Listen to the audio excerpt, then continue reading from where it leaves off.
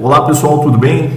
Olha só, na aula de hoje nós vamos fazer exercícios que são essenciais para a gente entender os próximos passos.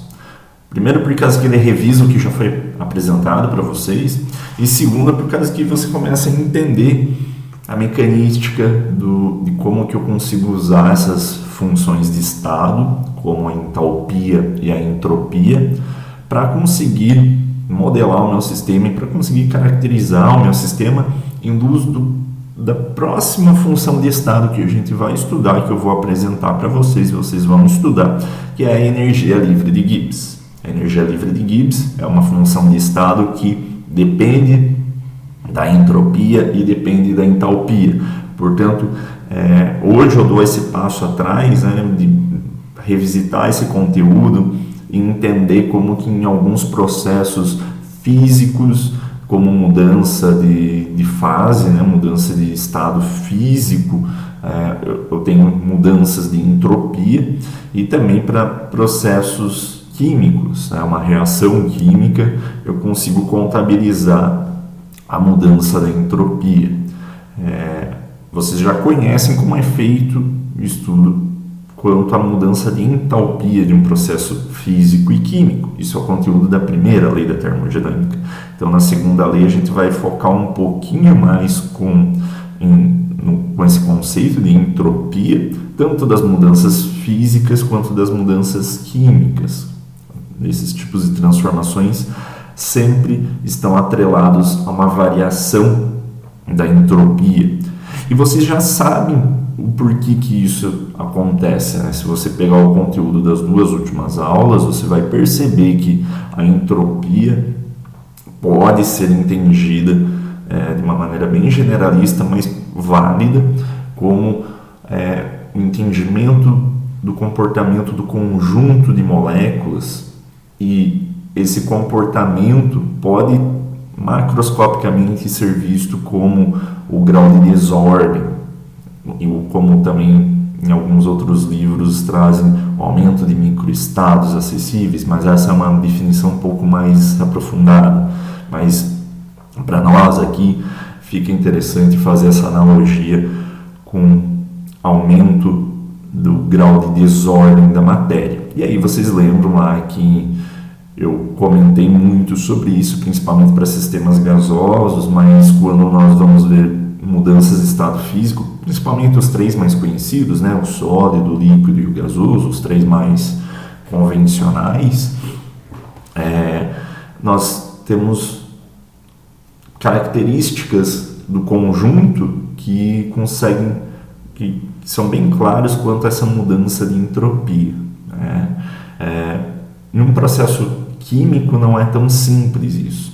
Então, por isso que eu acho necessário apresentar alguns exercícios. Logo mais eu também vou lançar uma lista de exercícios para todos vocês fazerem, que vai compor a nota, o conceito final, não só a lista, mas logo vai ter uma prova também, mas pelo menos eu quero indicar para você o caminho que você tem que percorrer para conseguir resolver esses exercícios. Então vamos lá.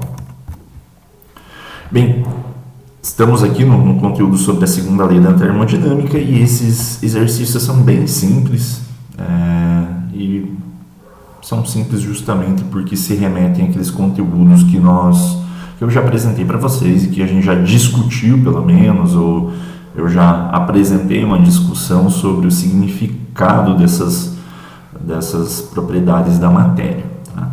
Então o exercício 1 é bem simples, Diz ali, os meteorologistas precisam entender como que as propriedades termodinâmicas do ar são afetadas.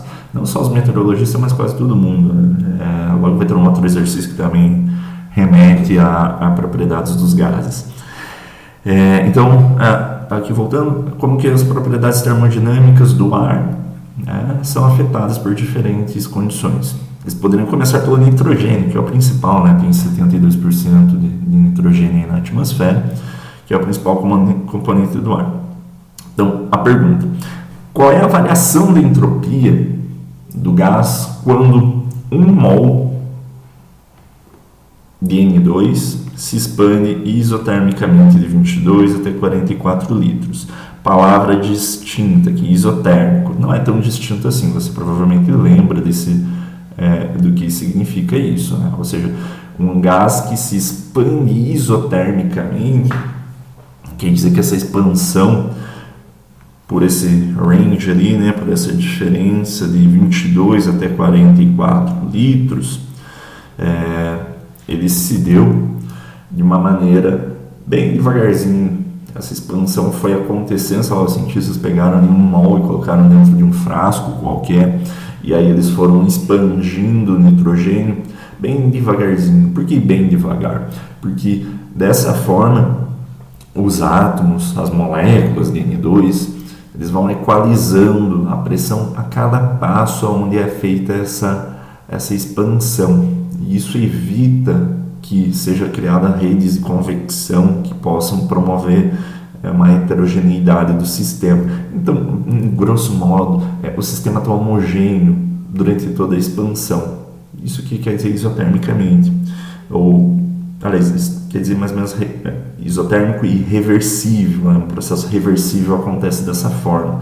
Vai acontecendo passo a passo. Isotermicamente é o que a própria palavra diz, né? Em uma mesma temperatura. Iso, né? Tem termos, então, mesma temperatura.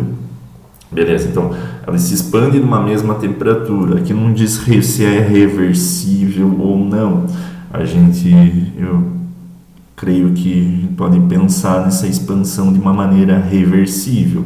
Por quê? Porque a única equação que eu coloquei para vocês é dessa expansão reversível, onde é feito pequenos passos infinitesimais de expansão do gás, e que isso evita essas correntes de convecção. Portanto, o sistema está homogêneo em todo o tempo.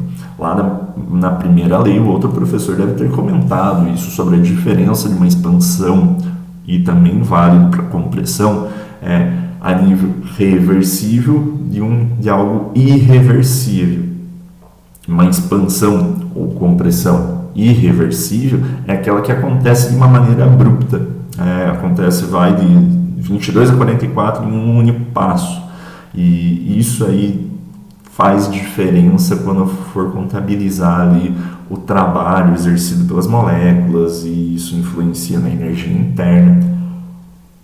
Então, eu tenho duas formas de realizar a mesma coisa. Na verdade, eu tenho infinitas formas de realizar um trabalho de expansão.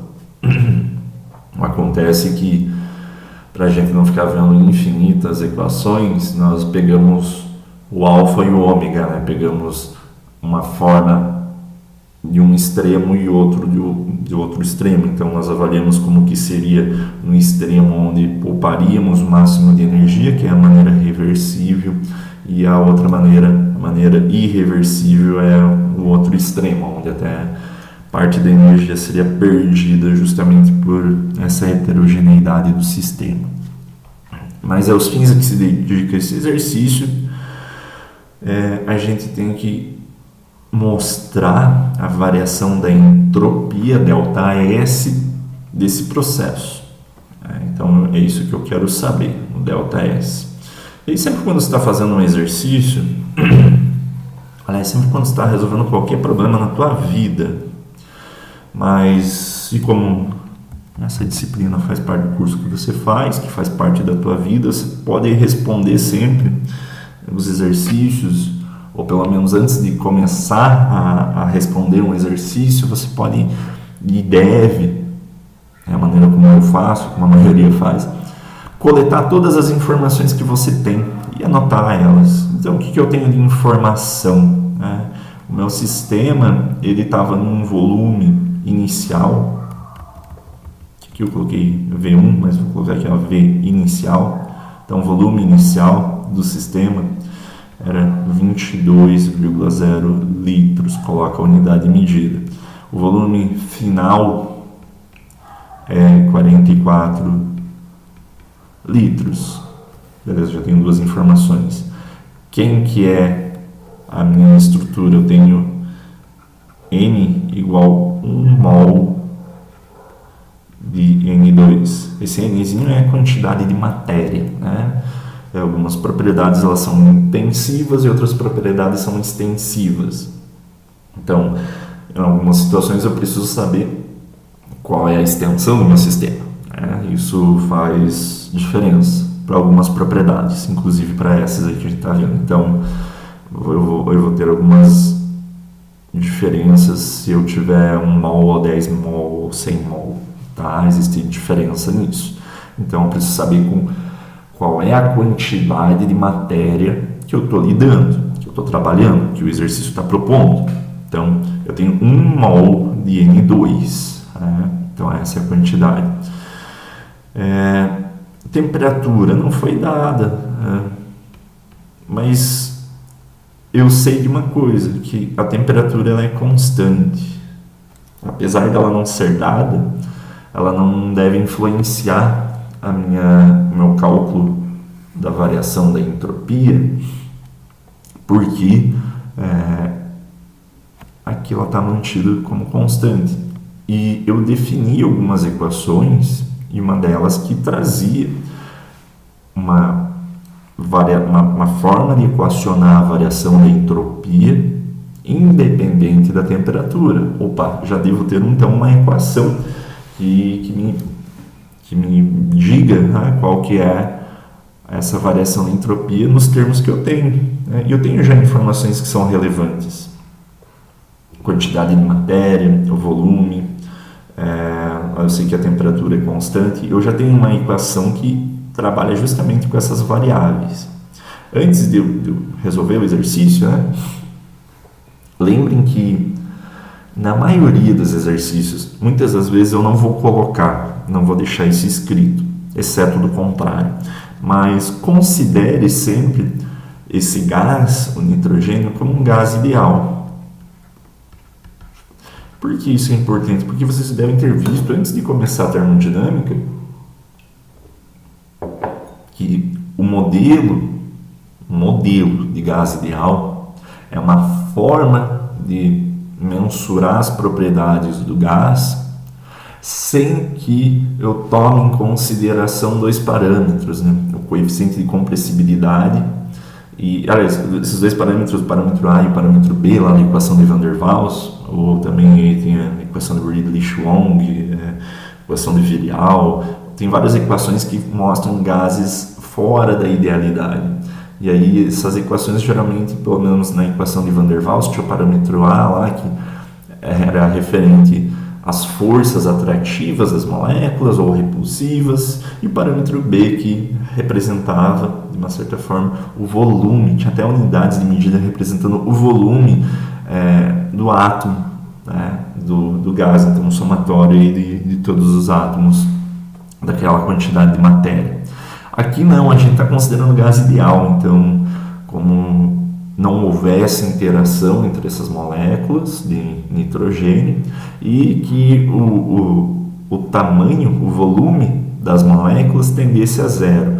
É uma aproximação que é bem válida para o nitrogênio a condições normais de temperatura e pressão. Isso é bem fiel. Se eu for usar uma equação que remeta ao comportamento não ideal, como o exemplo ali que eu dei, a equação de Van der Waals, a equação de Virial, qualquer outra equação que demonstra a não idealidade do gás, eu veria que uma mudança ali em volume seria muito pequenininha, quase eu posso desconsiderar, aliás, até em algumas faixas de temperatura, incluindo a temperatura ambiente, eu posso desconsiderar. Tá? Então, na maioria dos exercícios, você pode considerar o gás como sendo ideal. E aí, um gás ideal segue aquela equação, PV igual a nRT. Então, ele vai seguir essa equação aqui, e aí, com isso, até hoje, agora, para esse exercício, eu não preciso fazer uso dessa equação, porque eu não preciso encontrar mais nenhuma função de estado que seja pertinente. Tanto até que tudo que eu tenho, tudo que eu preciso, eu já tenho. Então, uma outra coisa, olhando agora para os dados que nós temos, estão falando lá qual é a variação da entropia de uma certa quantidade de gás quando ele se expande. O que você pensa que a entropia, como que a entropia vai variar nesse sistema, havendo uma expansão. Eu comentei muito nas últimas 2 aulas sobre isso. Quando eu tenho uma expansão, eu estou aumentando o volume que a molécula ocupa, né? Que esse conjunto de moléculas ocupam. E aí, com uma tendência natural, um gás principalmente, ele vai tender a ocupar todo esse volume que está disponível para ele. Então, é de se esperar o que para esse valor de variação da entropia. Eu ainda não fiz nenhum cálculo, mas eu já posso prever algumas coisas. Né? Prevendo o que? Naqueles conceitos que eu já expliquei para vocês. E aí é fácil. Né? Então, eu sei que uma expansão de um gás ideal geralmente vai acarretar um aumento da entropia. Então, eu vou esperar aqui valores positivos de entropia. Por quê? Porque o gás está se expandindo. Então, você já consegue prever algumas coisas. Né? Então, porque fisicamente o resultado que a gente vai obter ali precisa ser coerente com o que a gente já viu lá sobre definição de entropia, que ela aumenta, né, com a expansão, com o aumento com a desordem, aumenta com o volume. Logo mais a gente vai perceber que a entropia aumenta com a temperatura. Então isso é importante já ter em mente.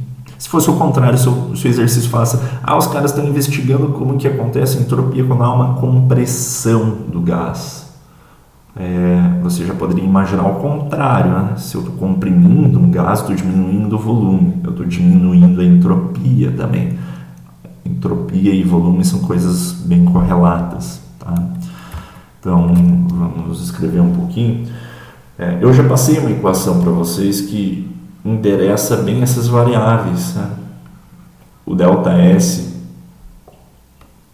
de uma expansão qualquer, ele está associado à quantidade de matéria, a R, que é já conhecida aí de vários carnavais, né? A constante dos gases ideais, e uma relação entre volume final e volume inicial. Só para não ficar incoerente com o que eu coloquei ali, né?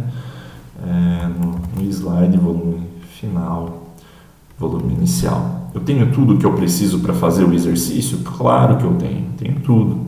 Então, a variação da entropia nesse processo de expansão de 1 mol, abre parênteses aqui, bem bonitinho, 1 mol de N2, não preciso colocar aqui a matéria, né, o que vai multiplicar a constante dos gases perfeitos, 8,3145 Joule por Kelvin por mol.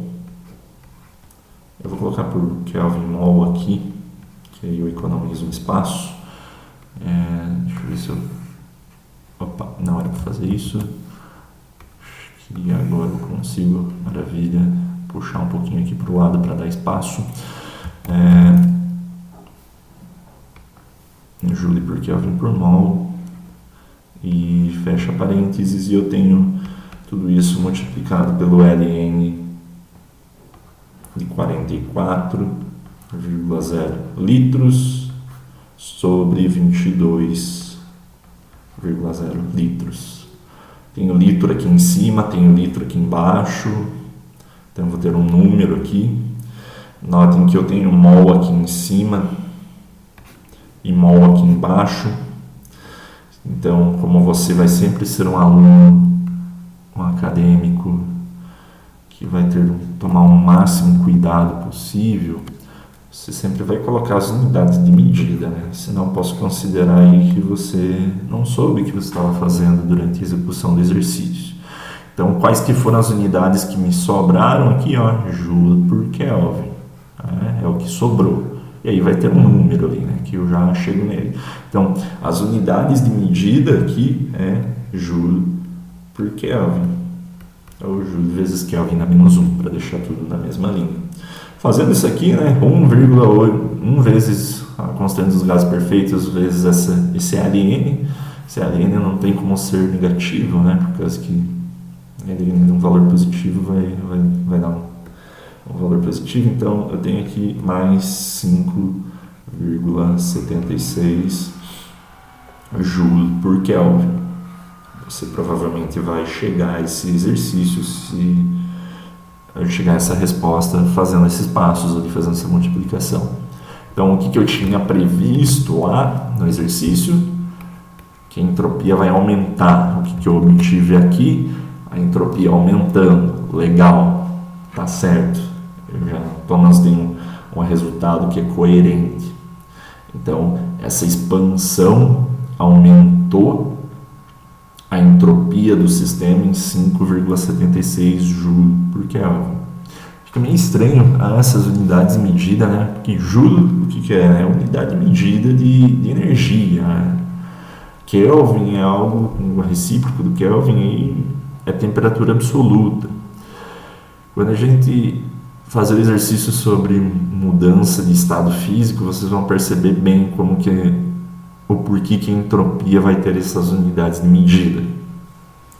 Por que está relacionado à energia em relação à temperatura que o meu sistema está. Vai ficar bem claro isso no próximo exercício, aliás, daqui a alguns exercícios. Aqui tem um exercício análogo, né? Calcule a variação da entropia quando você tiver 1,5 mol de neônio e quando ele diminui isotermicamente de 20 até 5 bar. Bar é uma unidade de medida de pressão. Então, apesar de ser análogo, existe algo que você precisa, uma operação unitária que você precisa resolver antes de usar aquela equação, ou até usar uma outra equação, mas você tem subsídios para chegar nessa parte do exercício. Então, é um exercício que vocês podem fazer em casa aí com calma, com tranquilidade, que vocês vão simplesmente usar o mesmo raciocínio. Tem até a resposta aí no exercício. Vamos ao próximo exercício, então, exercício número 2. Diz ali o enunciado, olha só. Em seu trabalho como engenheiro, você já se formou, já está feliz, já está lá trabalhando, né? Então, você trabalha numa usina de energia e talvez você precise entender o efeito do aquecimento do ar na turbina. E aí é a mesma coisa, você gosta muito de saber o que acontece com o ar dentro de turbinas. Vamos lá.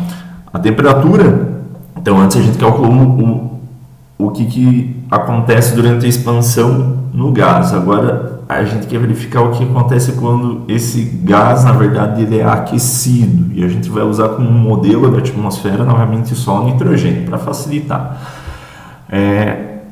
Então, beleza, a temperatura de uma amostra de gás nitrogênio. Então, eu já sei que eu tenho nitrogênio no meu sistema. Mas quanto que eu tenho de nitrogênio? Quanto que eu tenho? Ainda não tem aqui. Vamos lá. Então, eu sei que eu tenho nitrogênio. Eu sei que agora eu tenho diferentes temperaturas. T1, 20 graus Celsius. E isso aí foi aquecido até uma segunda temperatura, temperatura final, T2, 400 graus Celsius. Tudo isso em volume constante, então pegou ali uma quantidade de nitrogênio e aqueceu pra caramba, né, de 20 a 400 graus. E essa amostra foi contida em um mesmo volume. Então, beleza. Aí pergunta qual é a variação. Aqui tem mais um detalhe aqui. A pressão inicial desse sistema é 5 kPa, né? kPa. 5 kPa. Então você sabe a temperatura, você sabe o volume que eu vou colocar aqui em cima, né? O volume é de 20 litros. Esse volume ficou constante. Então você tem temperatura inicial, temperatura final, volume, pressão. Você sabe que é nitrogênio, mas não sabe quanto. Então, o teu primeiro problema é achar quanto de nitrogênio você tem. Você precisa saber quanto que é essa tua amostra, porque em todas as equações ali, pelo menos algumas ali que a gente viu sobre a entropia, você precisa sempre de saber o quanto de matéria você tem. E você tem uma forma bem simples de encontrar a quantidade de matéria quando você tem outras informações. Então, se você parar e rearranjar a equação dos gases ideais, você percebe que existe essa clara relação entre aquilo que você quer, a quantidade de matéria. Eu posso escrever isso em relação a essas variáveis, pressão, volume e temperatura. R é a constante dos gases, né? Então, não há como não conseguir chegar nesse valor. Eu posso fazer isso agora, então, porque eu tenho as outras informações que são pertinentes para resolver. Então, beleza. Então, eu quero saber quanto de nitrogênio eu tenho. Eu só preciso resolver essa equação. Então, qual é a pressão? Mas professor, eu não sei a pressão. Sabe sim, eu passei 5 kPa. Mas eu não sei quanto que isso é em ATM. Eu sou acostumado a calcular em ATM. Converte, né? Ou você pode até usar, ou você pode transformar pressão para ATM, e aí o volume já está em litro, o volume já está tranquilo. E a temperatura ali para a unidade de medida adequada, e pegar a constante de gases reais, constante de gases ideais, que leva volume em litros e pressão em ATM, ou você pega uma R, pega a constante dos gases, que leva em consideração quilopascal por litro por Kelvin e por mol, né? E aí vai sobrar mol em toda essa história. Você pode pegar uma unidade de medida dessa. Fica a teu critério. Como é que eu sei as unidades de medida que R pode assumir? Pega um livro de fisicoquímica, ou pega um apêndice, ou digita aí constante dos gases reais, constante dos gases ideais. Na constante dos gases ideais você vai perceber que existem diversas constantes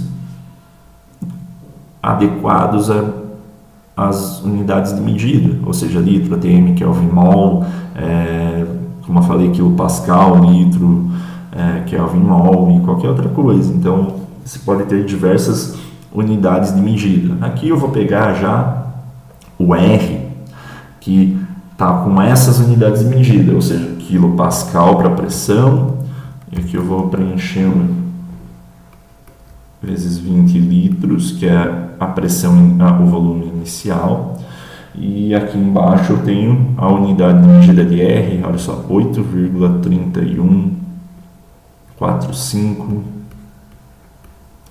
litro vezes quilopascal. Vou colocar aqui embaixo sobre Kelvin sobre mol. Algumas vezes eu faço dessa forma e outras vezes eu coloco tudo na mesma linha, mas é que não vai caber aqui se eu colocar tudo na mesma linha, né? Então isso daqui vezes a temperatura. O que tem errado aqui? Isso, temperatura nessas equações nunca, eu disse nunca, é em alguma graduação. O que é graduação? Grau Celsius, grau Fahrenheit. Isso são graduações. Ou seja, qual é a temperatura graduada em relação à temperatura absoluta. Aqui sempre você vai usar em temperatura em absoluto. Aqui em todo o resto, né? Então, você consegue converter, e eu já vou fazer a conversão aqui para você, né? E também é bem simples isso, né? Então, a temperatura 1 é de 20 graus Celsius. Para você transformar isso em graus Celsius em temperatura absoluta, é só você somar com 273,15, que é óbvio. O resultado aí vai ser esse 293,15 Kelvin.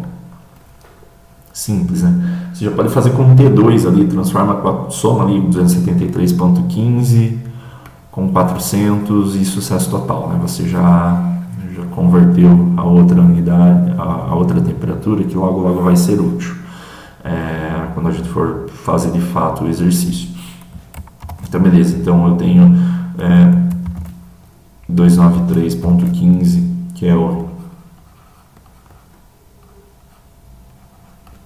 Kelvin. Né? Aí nota aqui que coisa curiosa, né? N, você já está cansado de saber, eu sei disso. Mas N, quantidade de matéria, né, é dado em mol. É isso que é N. Né? Vai ter alguma coisa aqui, algum número em mol. Mas se você sempre colocar as unidades de medida, você vai chegar aqui também. Você pode começar a cancelar a Kelvin aqui, né, na constante dos gases reais tem uma unidade de Kelvin, eu posso cancelar com esse Kelvin, porque Kelvin por Kelvin vai ser igual a 1, e isso não influencia na minha divisão, né, nem na minha multiplicação. Tem 1 kPa aqui em cima com 1 kPa aqui embaixo, litro aqui em cima, litro aqui embaixo. Eu tenho 1 sobre mol que está dividindo, a parte do denominador dessa equação, então eu transformo isso em mol, né? A única coisa que me sobrou é isso daqui, em mol. E aí se eu passar ali para o numerador, eu vou passar de mol menos 1 para mol. Então tá tudo certo aqui. Aí você faz essa conta aqui, eu já tenho a minha cola aqui do lado, é 0,041 mol. Então pronto, agora você tem mais uma informação. Você sabe quanto mol do que? Mol de N2, né? Isso que a gente estava calculando. E todas essas propriedades são para o N2. Perfeito, eu tenho 0,041 mol de N2. Então agora eu tenho tudo aqui. Né? Eu já encontrei o N, eu já tenho as outras propriedades. Vou pegar uma folha nova aqui e vamos para o cálculo em si. O que eu quero saber? Qual é a variação da entropia quando eu tenho o aquecimento de 1 mol de gás? Então você tem tudo isso, né? E você sabe também, né, que eu já coloquei uma equação há um tempo atrás, né, que a variação da entropia em um intervalo de temperaturas T2, T1, ela é expressa por essa equação aqui, né, para definir isso. Eu mostrei de onde que surge. Onde C é a capacidade calorífica do teu sistema. E você tem a capacidade calorífica do teu sistema. E eu dei aqui essa capacidade calorífica. Então você tem... deixa eu tirar minha tela. Eu coloquei esse valor aqui. CVM, capacidade calorífica a volume constante de 1 mol. Capacidade calorífica molar. Tá? Então, CVM. Por isso que tem ali uma certa quantidade de Joule por Kelvin por mol. Então, para 1 mol mantido a volume constante, que é o que o meu exercício tem. Mas e se ele tivesse dado a capacidade calorífica a pressão constante? Esse valor seria diferente. E aí eu teria que verificar se o meu processo é a pressão constante. Então, cuida. A capacidade calorífica pode ser tanto a volume constante quanto a pressão constante. Eu já forneci o volume. Eu já informei você que o volume é constante, portanto, essa equação aqui você tem que rearranjar ela para volume constante. Notem que a capacidade calorífica, eu já dei em volume constante, tem como fazer uma conversão, é simples, mas eu já forneci processo a volume constante para 1 mol. E você não tem 1 mol, então eu consigo reescrever isso se eu fazer a ponderação que eu tenho a capacidade calorífica, então tenho a capacidade calorífica a volume constante, mas eu não tenho 1 mol, mas eu posso multiplicar por N, que é a minha quantidade de mol, e aí isso me dá o proporcional. Já que eu não tenho 1 mol, quanto que eu tenho? Eu tenho menos que 1 mol? Eu tenho 0,041. Então, se fosse 1 mol, seria aquela capacidade calorífica. Então, eu pondero a capacidade calorífica para a quantidade de matéria que eu tenho.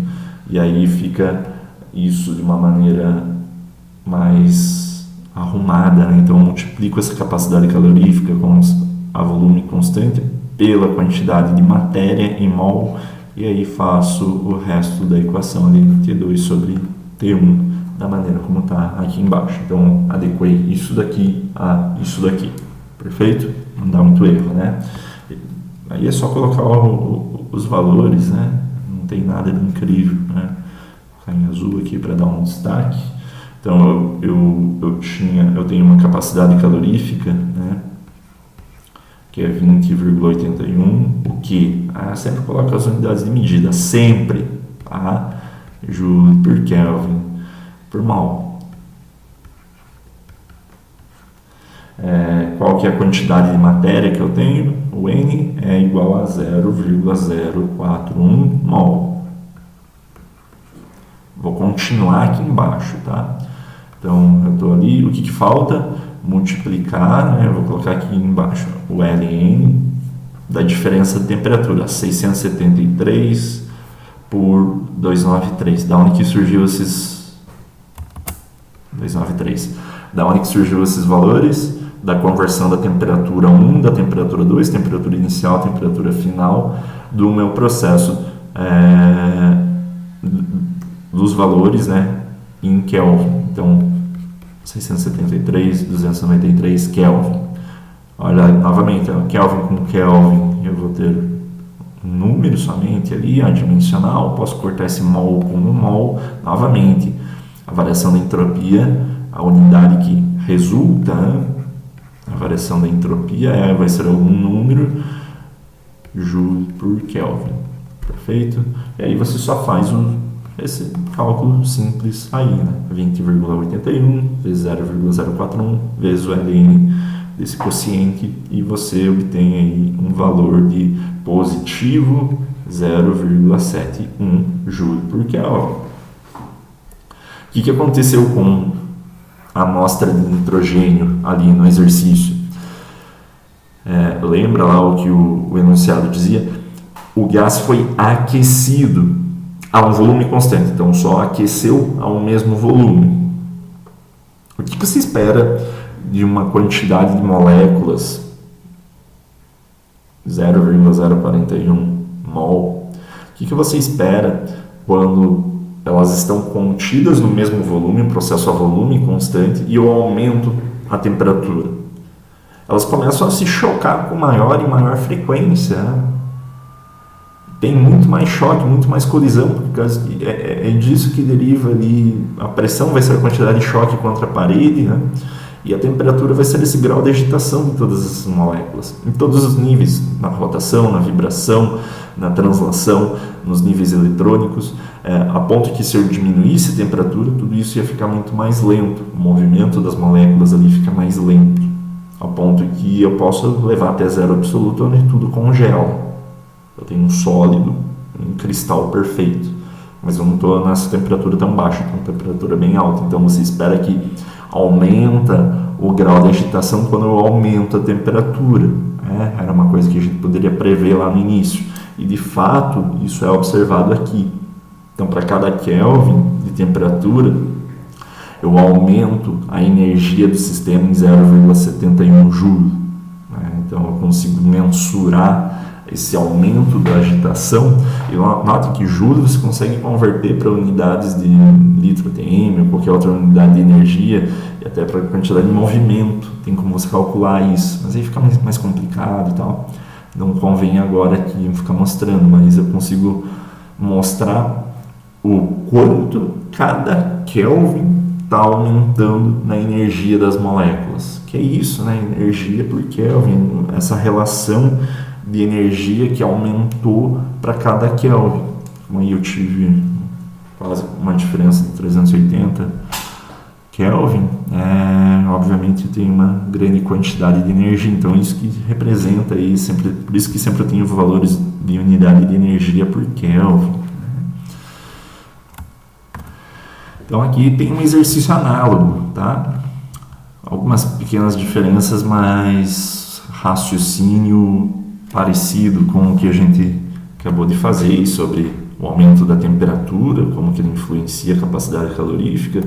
O exercício análogo aqui fala a temperatura de 5,5 gramas de aço inoxidável aumenta de 20 graus Celsius até 100 graus Celsius. Qual que é a variação da entropia do aço inoxidável? E aí, cuidado, cara, cuidado, né? Porque o que é aço inoxidável? Vocês vão ser engenheiros de materiais, né? O que caracteriza um aço inoxidável? É uma liga metálica, né? É uma mistura de ferro, carbono, deve ter um pouquinho de níquel, deve ter um pouquinho de cromo, ou seja, uma mistura. Então eu não sei exatamente, se pegar uma tabela periódica, vamos pegar aqui uma tabela. Pegando aqui a tabela periódica, não tem, né? Todos esses elementos, aí falei do carbono aqui do ladinho, o ferro está aqui embaixo, tem o níquel aqui do lado, vai ter um pouquinho às vezes dependendo do magnésio, vai ter carbono também, por isso às vezes aço carbono, né? Aço inoxidável é uma liga, às vezes tem um pouquinho de crômio, é uma mistura. Não tem aqui um elemento chamado aço inoxidável. Por que eu estou dando toda essa volta? Porque você não tem ali como saber exatamente o número de mol de aço inoxidável para esse exercício, né? Mas, para facilitar toda a nossa vida, eu coloco aqui a variação do aço inoxidável, eu dei a massa do aço. E aí você percebeu que você precisa chegar ao valor de N. Mas o valor de N só era necessário para saber a quantidade de matéria, porque a capacidade calorífica estava lhe fornecendo dados molares. Por isso que eu falei capacidade calorífica a volume constante molar. Capacidade calorífica molar. Nesse exercício eu já mudei, né? Eu coloquei capacidade calorífica do aço inoxidável é 0,51 joule por grau Celsius, não precisa nem fazer a conversão, por grama. Então, a capacidade calorífica já tem unidades de massa, né? Grama por grau Celsius, e aqui vai ser a unidade de energia. Então, aqui você não necessariamente precisa converter essas diferenças. Vai precisar converter, mas vai estar na mesma escala, né? Precisa, porque às vezes você usa lá o NN, né? Das duas temperaturas, então aqui você tem que usar a escala absoluta. E a pergunta, né, que sempre me fazem, por que eu não posso colocar 0 graus Celsius? Porque daí você vai zerar, né? Por exemplo, vai ter exercício aqui que você vai estar trabalhando com algo a 0 graus Celsius, que é 273 Kelvin. E aí, se você colocar a 0 naquele LN, você anula ali todo o resultado, né? Então não faz sentido. Mas aqui eu já forneço para você uma capacidade calorífica, e aí eu não sei se é pressão constante ou volume constante, mas a ácido inoxidável é sólido, né? Nessa temperatura 20 graus Celsius. Então, se ele é sólido, é óbvio que ele não vai ter eu sei que vai ter uma certa dilatação térmica, mas a gente vamos desconsiderar essa dilatação, então, tanto a volume constante quanto a pressão constante. Ou seja, a capacidade calorífica ali só se remete ao incremento energético, ao incremento de temperatura por grama desse material, tanto a pressão ou a volume constante. Então tá bem facinho esse para vocês executarem, tá? Exercício 3, novamente para a turma de materiais, né? Uma das etapas de produção do ferro em alto forno exige a injeção de ar. Então, se usa ali ar comprimido para promover ali um processo de redução no ferro gusa ali, no óxido de ferro, no ferro fundido, para começar ali os processos que são necessários para levar ele a ferro zero, né? O estado de oxidação zero. Próximo semestre nós vamos falar muito sobre isso, né? Estado de oxidação, redução, o que é uma oxidação, mas são processos aí eletroquímicos, né? Onde envolve um fluxo de elétrons. A gente vai chegar nisso lá no próximo semestre. E aí, o ponto é que aqui, para compreender os processos termodinâmicos envolvidos nessas etapas, é necessário entender a variação de entropia do oxigênio. Então, aí tem aqui um experimento, 1 mol de O2, hoje está fácil, né? Foi comprimido rapidamente e irreversivelmente de 5 litros até 1 litro por um pistão. E no processo, a temperatura aumentou nesse processo aí de 20 graus para 25. Então, eu tenho uma compressão do ar e eu tenho um aumento da temperatura. A pergunta vem agora, qual é a variação da entropia do gás? Mas antes aqui, só entre nós, o que acontece com a entropia quando eu diminuo, eu comprimo, eu diminuo o volume de um gás? O que é esperado da entropia? Aqui, ó, foi de 5 para 1. Então, eu comprimi o gás. Eu espero que aqui eu vou ter uma entropia negativa. Ao mesmo passo que isso aconteceu, eu preciso contabilizar a entropia mais uma vez, porque agora, nesse momento que foi comprimido o gás, ele passou de 20 graus para 25,2. O que acontece com a entropia de uma amostra de um gás? Novamente, considere ali como um gás ideal. O que acontece quando eu aqueço o gás? A entropia fica positiva. Então a entropia aqui é quanto? 0? Não, para lá. Eu sei que em um processo eu vou diminuir a entropia e em outro processo eu vou aumentar. Agora, com que magnitude foi diminuída e com que magnitude foi aumentada a entropia, respectivamente, ao processo de compressão e de aquecimento? Esse é o questionamento que você tem que resolver. Então, eu gostaria que vocês fizessem esse exercício. Em breve eu lanço a resolução, passo a passo, o raciocínio, mas eu já te dei o norte aí, né? Eu já te forneci a ideia principal. Em breve eu lanço mais um vídeo aí mostrando passo a passo e mais alguns outros exercícios, ok? Até mais, pessoal.